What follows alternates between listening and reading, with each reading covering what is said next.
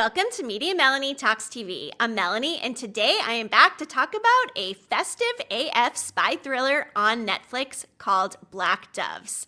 This is an absolute must-watch. So if you have not watched it, I'm going to give you 7 reasons why you should, and then later in this video, I'll get more into my reaction and review, and also some theorizing on what we could potentially see in Season 2, because yes, folks, it has already been renewed for a second season. Each month, I do recommend TV shows I plan to watch and ones that just look really good that I think others would enjoy. So, while I did not plan to cover this episode by episode because, Netflix drops these episodes all at once as a binge, after I watched it, there was just no way I was not going to come here and do a video about it because I loved it. I have been everywhere just gushing to people about how great a show this is, especially to watch during December because it is giving Christmas through and through. First of all, if you're a person that says, you know what, I have too many spy, thriller, political type of shows in my TV roster, that's okay. This one sets itself apart from the rest. Of course, we've got Slow Horses, which is very prestige television over on Apple TV+. The Agency is a new one over on Paramount Plus with Showtime. And then Peacock's got a new acclaimed show called The Day of the Jackal. You know what? Even Netflix with its 2023 hit The Night Agent. Lots of television in this genre to watch. So, what sets this one apart? First of all, as I mentioned, the Christmas of it all. The festive feels for a December watch kind of put it in the same category as Lethal Weapon, with it having this debate, is it or is it not a Christmas movie? Well, Black Doves does feel very much like a Christmas TV show because it is set against this backdrop of a London Christmas. So I'm also here for the debate of whether or not you think this is a Christmas TV show or it's just a spy thriller that happens to take place at Christmas time. And yes, there is a lot of competition in the spy genre TV landscape right now. But you should absolutely be putting Black Doves at the top of your list, especially if you like Slow Horses. I'm going to say this is Netflix's version of Slow Horses mixed in with some wittiness of Killing Eve. Thanks to the person on my Twitter comments who came up with that. I feel like that is a very spot-on assessment of this show. And given that we know we're already getting a season 2, back to the Christmas thing again, I'm wondering, is this going to become an annual Christmas tradition?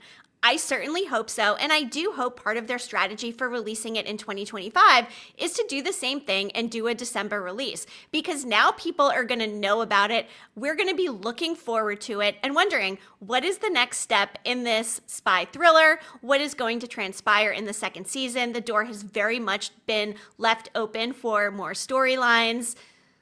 And I am just so here for this show. Gush, gush, gush. That is what I'm here to do about Black Doves today. The show brings wittiness, emotion, love stories, action, mystery, suspense, all wrapped up in this Christmas package. What more could you ask for in a TV show this time of year? And did I mention it's only 6 episodes? We're not having to slog all the way through 8 to 10. There is no filler here. And while there's a little bit of storyline convolution, still watches as highly entertaining. This is one I did not pick my phone up for once. I was not scrolling. I was invested for this entire entertaining ride. So, what is the show about? We've got Helen Webb, played by the fantastic Keira Knightley, a seasoned spy and wife of a prominent politician who's been covertly leaking classified information to the Black Doves, which is a small British intelligence group, and she's been doing this for the past decade. However, her world gets shattered when her lover, Jason, played by Andrew Koji, is brutally killed. Desperate and under threat, we have her friend Sam, played by Whishaw, a refined and lethal assassin. He's enlisted to safeguard Helen. And as the two delve into Jason's murder, they uncover a sinister conspiracy intertwining the London underworld with an escalating international crisis. And yes, this spy story, the political stuff, is at the center of it all. But at its heart, this is a Christmas time love story. And the balance this show strikes with this love story, with these very likable characters, who exude humanity despite the jobs that they do, Netflix put together an exceptional cast, an exceptional story, and a really solid series, especially for December, given all of the Christmas time imagery that we get to see. Let's dive into the 7 reasons why you should be watching Black Doves if you are not already. And if you've already watched, I'll have some commentary and highlights along the way, but I will save the spoilers and real reaction and review for the end. So feel free to skip ahead. I will drop a time code in the comments for that. Reason number 1 why you should be watching Black Doves. Keira Knightley. This is not her first holiday foray. You may be aware that she also starred in Love Actually, which is a love movie that takes place at Christmas time, similar to this show, except of course it's a movie and it revolves around love. This show also revolves around love, but it also has the spy stuff, the political stuff, versus just these separate storylines of love. And there are separate storylines here in Black Doves, but they all culminate together and come together in a way that really just ends up making sense and giving closure to tell this full story in 6 episodes. This role, Keira Knightley playing Helen Webb here, just elevates her title to Christmas media queen. I watch Love Actually almost every holiday season, and now Black Doves hopefully will also be something I am also watching with Keira Knightley every holiday season, and I am so here for it. What she does so well in the role of Helen is playing essentially 2 different characters. She's playing this mother who is momming so hard, a doting mom, a doting wife, taking good care of her kids, but who still manages to get out of the house and do her spy job very well. I just watched a clip of her on Jimmy Fallon, and she talks about how she really wanted to do something different and very punk in this role. She's a mom in real life. She's at home doing mom things. She wanted to bring her A game, and might I add, Keira Knightley does her own stunts in this show. What a badass. Credit where it is due. Now, this show centers all on Helen and her relationships. In fact, it starts and ends with love. She was having an extramarital affair with Jason, who very clearly she cared for, obviously more than her husband, who she was with because she was doing her job, providing intelligence for the British. But she did end up meeting Jason, falling in love, and very quickly we find out that Jason doesn't make it, and this sets off Helen on this journey of vengeance to avenge the love that she had and get back at the person who took him away from her. At the heart of all of this, it is a spy love story with lots of violence and vengeance along the way, wrapped up in heartfelt and emotional moments that really develop these characters so well in only 6 episodes. We get to know them, what makes them tick, what presses their buttons, and what motivates them, which is not always an easy accomplishment for such a short season. Reason number 2 why you should be watching Black Doves, Ben Whishaw. He, of course, plays Sam. And both Helen and Sam are who they are career-wise, but they are flooded with humanity, something we don't always see amongst these assassin or spy types in some of these other TV shows. Instead of the lethal, no regrets type of attitude, and a lot of these other spies and assassins who really get off on killing, that is not the case here. We see Sam going back and forth on the code of how he does his job. It reminded me a little bit of Dexter and how Harry gave Dexter a code for his killing. Sam's dad gave him a similar type of code, and that's something that keeps coming up through all of these episodes in terms of how he deals with the regrets of some of the actions and choices that he's made.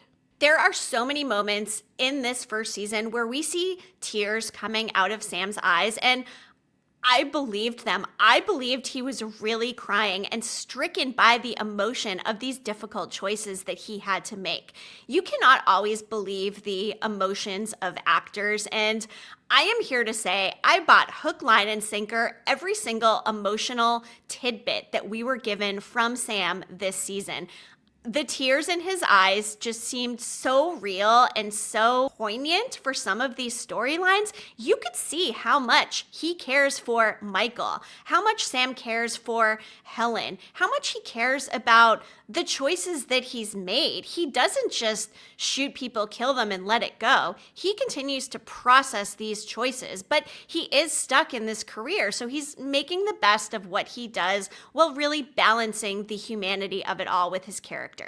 This juxtaposition of the humanity with the emotion and the sheer violence of the things, of the deaths that happen, of the people that he kills is just done so well. Reason number 3 why you should be watching The Black Doves, the visuals. Netflix clearly has the budget to pull off all of the big set designs, all of the big scenes and backdrops, and it does it very well with Black Doves. There are so many stunning scenics throughout that give you the feel that you are in London during the holidays. But what really got me was the visuals of the blood splatter. They were just almost artistic in the way that they showed blood all over some of these characters after people that they've killed.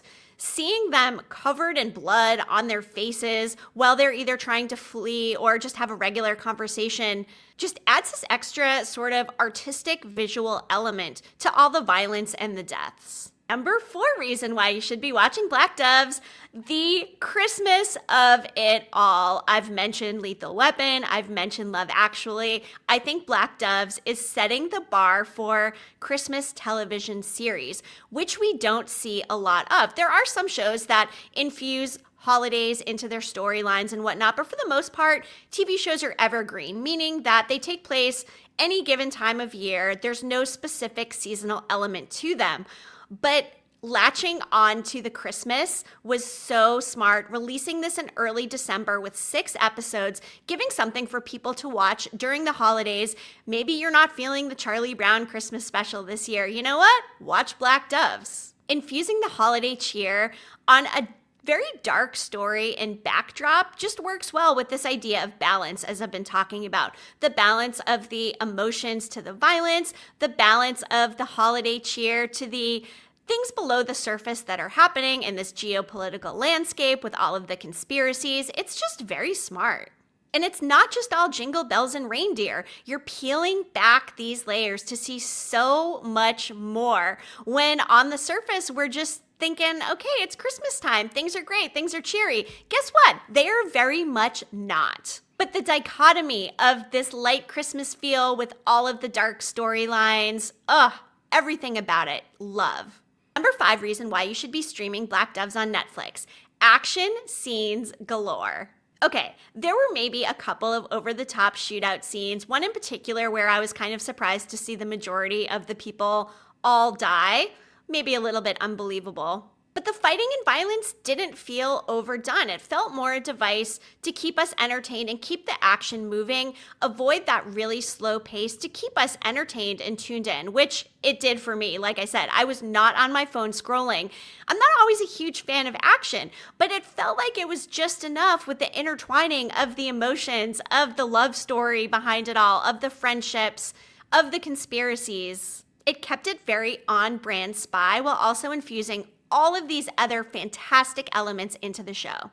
Number 6, suspense and mystery. Another reason why you should be watching Black Doves. I'm a sucker for a good mystery, and Black Doves delivered a very believable storyline here.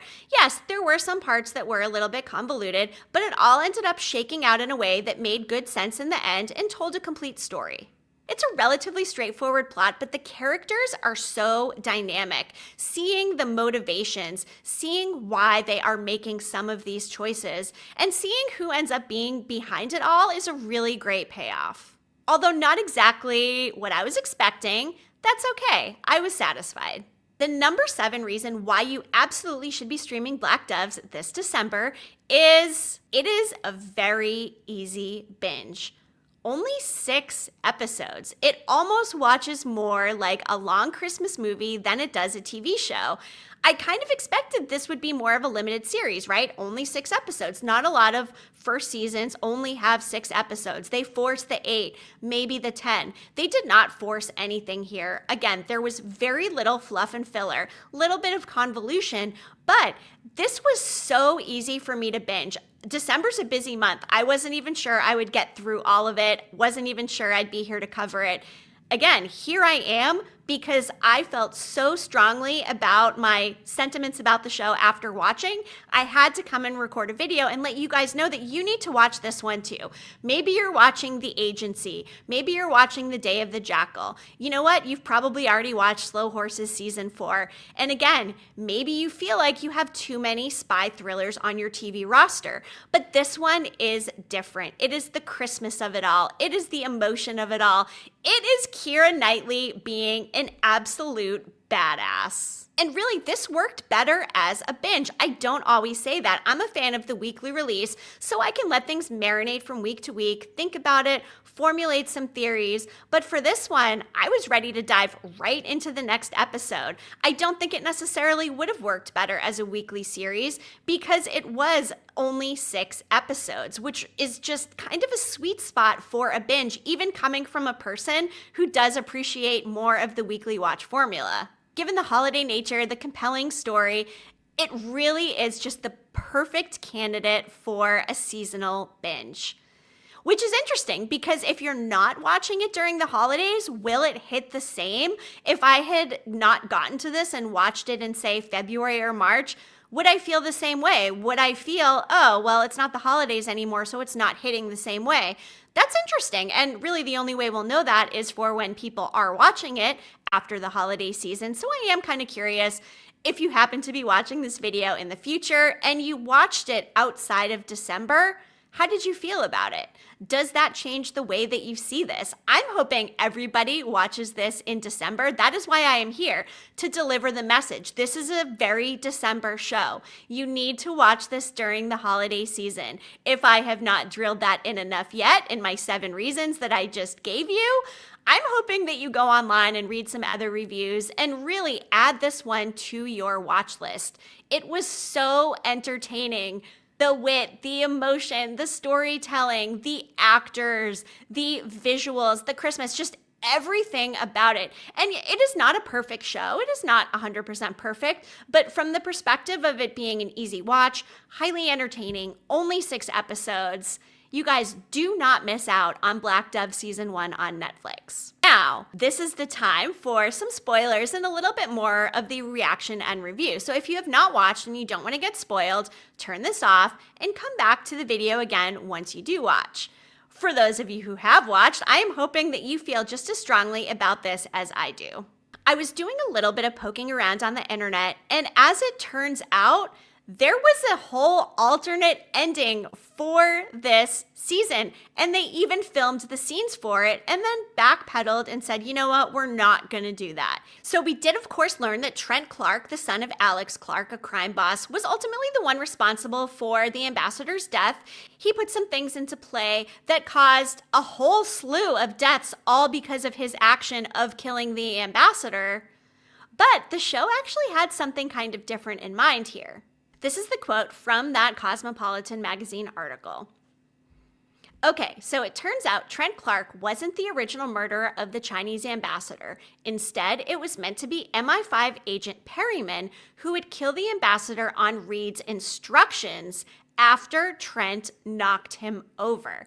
They had filmed these scenes, however, they ended up changing the added plot point as it felt too convoluted. And it's funny they mentioned convoluted. That is one word I've seen kind of thrown around with Black Doves. Yes, the storyline wasn't perfect. There was definitely some convolution in this whole Chinese ambassador killing conspiracy, who was behind it and why, and who killed who. And even if it was convoluted, I stand by the fact that I think this was highly entertaining and compelling, but I am glad that they made the decision to take out that one extra layer because indeed it was not needed, and that is a great example of self-editing. Not all shows have the self-awareness to be able to scale back or pull back on something when it's done, especially after they've spent the time, money, and resources to film it. So it was a very smart play to keep things just a little bit more simplistic because there were a lot of moving parts with this storyline. I was just so impressed overall at how they were able to tell this story with all of these political tie-ins and bigger picture situations in a complete 6 episodes. Again, very little fluff. They did not need to force an 8th, 9th, or 10th episode. They did it in 6, which really goes to show that they kept it tight, they edited themselves well, and had this self-awareness to keep it exactly where it should be.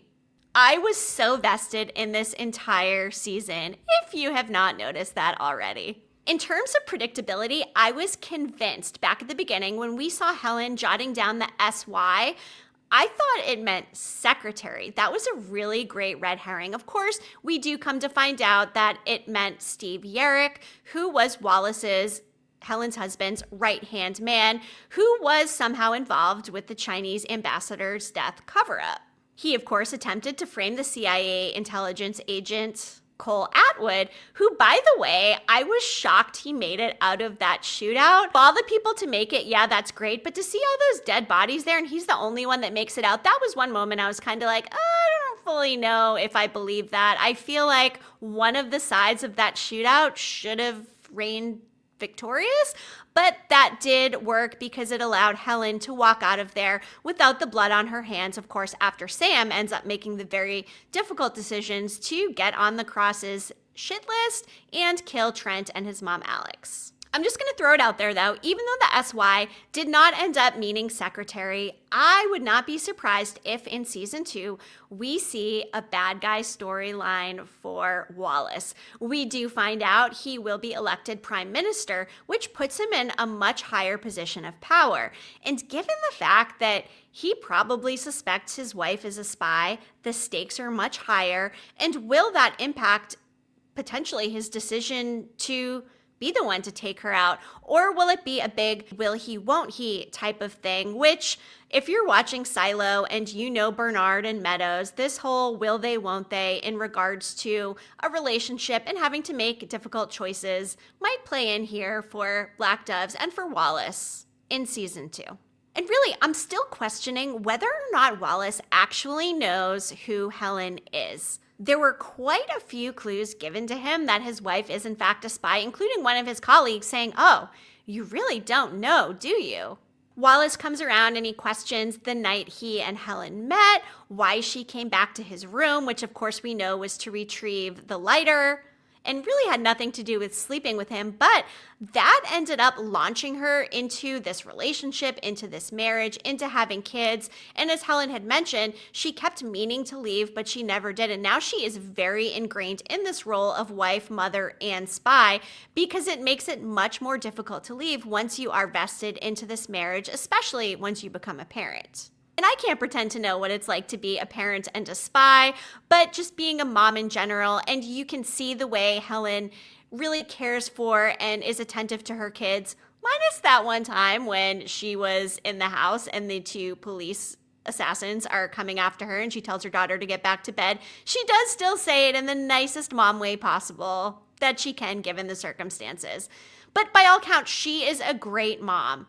And Wallace knows this, but again, Wallace is questioning her. He's saying, you were out shopping at the store, where's the gift? And she does seem to be out of the house quite a bit. Luckily, of course, there is a nanny, but I think Wallace is starting to suspect, hey, where is my wife going and what is she doing? And does she somehow tie into all of this? Does he not realize that she's always asking him questions about his work? Maybe it is all starting to come together for Wallace. I've got to think he at least suspects, if not knows, but it's going to put him in quite the precarious situation. It's going to force him to potentially make some very difficult choices between his work and his country and between the love that he has for the wife and the mother of his children. And I think when Helen got all teary-eyed when her and Wallace were having that conversation, when Wallace was saying, hey, our marriage and relationship isn't perfect, but you're always making it out to be. And she's trying to say, yeah, things aren't perfect, but this is the way that I am. And the tears in her eyes, I think, are the giveaway there.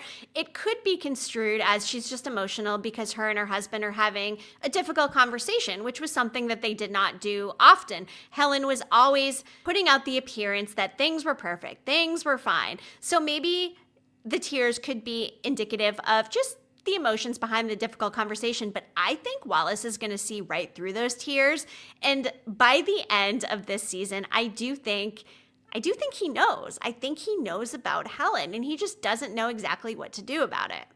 And the fact that he doesn't end up getting with his assistant, Danny, that shows a lot about a man. She's young, she's attractive, she's also a spy and trying to get information and also get in his pants, but she does not succeed. Not only does Helen see right through her, potentially Wallace does as well, or he just loves his wife so much that he doesn't want to get involved. And either way, I thought that was a very strong choice that shows Wallace's character and the type of man that he is. And romantic love was not the only type of love from this show that, again, started with love, ended with love. We see this very loving relationship between Sam and Helen. The way Helen swooped in when she was fully pregnant to help rescue Sam and Michael when they were compromised was just a show of her character, the type of person she is. She cares deeply about the people in her life. And the relationship with Sam is more brother-sister, mentor-mentee, but the fact that she did save him, and then it comes full circle because, as Reed had said at one point, Sam kind of owes Helen and she needs a trusted person in her corner while all of this stuff is happening. He kind of repays the favor at the end by being the one with blood on his hands to take care of the Clarks, so Helen did not have to make that decision, which shows this deep sort of love and relationship between the two. One more thing about Sam really quick. I just want to say the fact that his character ended up doing the right thing and walking away from Michael to keep him safe just goes to that theme of love in general with this show. Love was truly all around, and that could not have been more front and center than the way we saw Sam giving up somebody that he very much loved to protect him and do the right thing. And it goes to show, even as an assassin, somebody who is out there killing people, they still have a heart. They still have to make difficult decisions. And watching this character struggle with these decisions and the love that is in his life and making decisions to do the right thing for other people and not just himself, everything about it I loved. Ben Whishaw, you are just such a genius in this show. You and Keira's chemistry is top notch. And again, Black Doves, you guys. It's all about Black Doves for me right now. And by the way, when Sam comes over to Helen's house for Christmas at the end, he brings over the presents. He says he's in insurance. And I'm thinking, there is just no way Wallace buys that this is just some colleague of Helen's. I think he knows. I think they both know, Helen and Wallace each know that the other one knows that they know type of thing. But because they have built up this strong relationship, this love, and maybe because Helen has kept things very perfect seeming for so long that that's what they're used to, that Wallace is in it to win it. He's in for the full ride no matter what that's going to end up looking like. And the fact that he allows Sam to enter he and Helen's house and accepts him and has him over for Christmas dinner, I like where that's going moving forward, but I also worry that if Wallace finds out who Sam actually is and he has the resources to do that, that could really come back to bite Helen in the long run. In terms of maybe one character and storyline we did not necessarily need, I could have done without Danny. She was not very good at her job. Of course, she was enlisted as Wallace's assistant. Helen saw her coming from a mile away, and very obviously she was not great at her job because she did not fulfill the part about trying to get romantically involved with Wallace to end up being a replacement for Helen if they did end up having to take her out. But she didn't really move the storyline forward a lot. Helen ended up letting her go during that knife fight, and aside from reporting back to Reed things that Reed pretty much already knew, she was kind of useless. So I'm curious, will she be back in some capacity in the second season? Will she continue to be Wallace's assistant? I don't know. I just wasn't quite as sure about her and her character. But you know what? No show is perfect. As things wrapped up in season 1, we did, of course, learn that Trent was the big bad of it all. He's kind of a spoiled little entitled brat who set the wheels in motion for so many deaths. He just seemed like such an irredeemable and unlikable character. Even his mom was pretty surprised that he was involved with all of this. By all counts, he had a hand in all of these deaths, including Jason, Maggie, Philip, Stephen, Elmore Finch. None of those people would have lost their lives had Trent not confronted the ambassador and accidentally killed him. It's incredible how the mistake of one really stupid person can set off this snowballing that actually turned into quite the big international crisis that could have put countries at risk of nuclear war, all because of this dumb guy, Trent. But thank you, Trent, for doing that, because ultimately his character gave us all of this storyline for Black Dove season 1. And again, I am dying to know, do you love this show as much as I do? I could go on and gush all day. There were a lot of elements to the first season, but for me, at the heart of it all was the love. We find out that, of course, Helen and Jason, that was real love. And now that that's gone, I'm curious if Helen is going to parlay that love and that feeling back into her marriage, because she did lose someone very important to her. She was able to get some sort of vengeance or closure, but I don't think she's going to be having another affair after that, given all of the stir that it caused. I mean, Jason was sent after her to keep an eye on her and see if in fact she was a spy. And guess what? He found out that she was. He knew she was a Black Dove. By the way, Helen, really dumb for disclosing that information. You should never do that. But the fact Jason kept that to himself, that he did not throw her under the bus, that this was all true love after all, that just did it for me. The love of it all, the Christmas of it all, the beautiful visuals, the action, the mystery, Ben Whishaw, Sarah Lancashire as Reed, who kind of plays the Gary Oldman from Slow Horses type of character in this show. Everything just came together so well. The chemistry. Again, love this show. Please drop a comment. Tell me what you think. What do you think is going to happen in season 2? Obviously, with Wallace rising to power as prime minister and Sam going to work for another organization and Helen still securing her role as an informant here. Ooh, what is she going to uncover in season 2? And will it be at Christmas time? That's probably my biggest question of all. And I for sure hope it is. I'm hoping I'm back here next December saying the same thing about Black Dove season 2. It is a stellar show. Everyone should be watching it. And even if you are already watching all of these other spy thriller political type of shows, this is a must add to your watch list. I will be coming back soon with my best TV shows of 2024, along with my friend Craig Elston, who is the co-host of Annie and Elston on 97.3 The Fan in San Diego. Each Friday, I come on their show and I give a streaming TV pick. Been doing that all year, and we are going to summarize our top picks of the year. And I'm really looking forward to doing that with someone who is just as enthusiastic about television as myself, and also to be able to offer a more dynamic view of certain shows that I didn't watch. So stay tuned for that. Please be sure to hit that subscribe button. Go ahead and like this video, and make sure you come and watch my next one. I really appreciate you watching. Thank you so much. Happy holidays feels like the right thing to say given the nature of this show. And I'll see you again soon. Media Melanie, clicking off.